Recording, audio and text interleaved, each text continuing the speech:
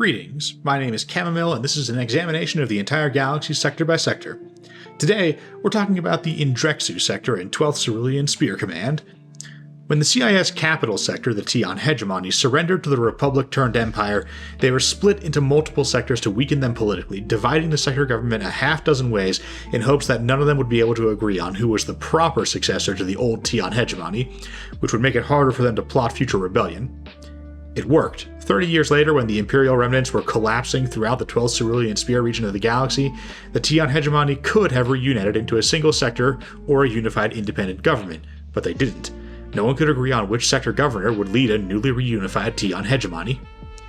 Everyone agreed it wouldn't be the Indrexu Sector, though. The Indrexu Sector is formed out of the old territory of the Indrexu Coalition, a nation that existed for like 5 minutes after the death of Zim the Despot, the conqueror who first nailed the Tion cluster together.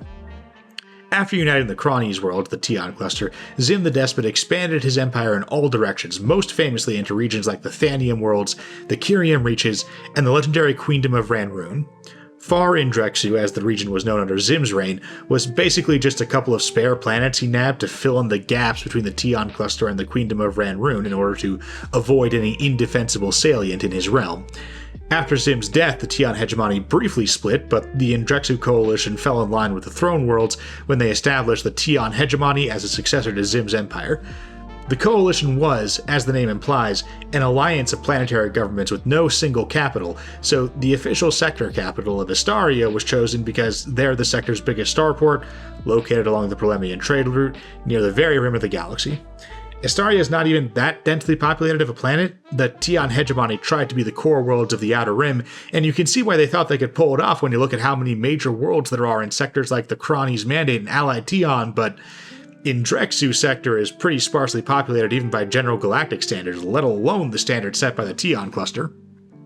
There is one species homeworld here, Shalivane, home of the Emlee, and if the Republic had still been the Republic when the Tion hegemony was being split up, Indrexu Sector probably would have been made their domain the same way a lot of other species homeworlds are sector capitals.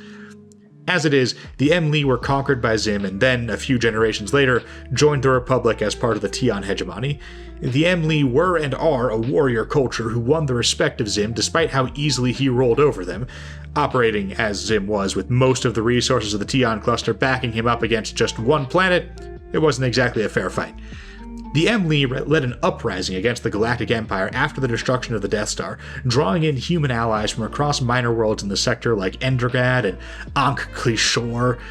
Indrexu Sector rebelled alongside other Outer Rim aliens nearby like the Mon Calamari and the Dornians, but unlike Calamari Space and the Dominus Sector, the Indrexu Sector is right on the Prolemian trade route, and the Empire had no trouble launching the entirety of 12th Cerulean Spear straight down the hyperroute to crush the rebellion.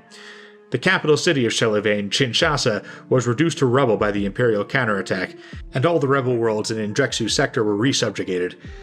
This didn't deter the rebels from the mid-rim offensive, but in retrospect, it probably should have.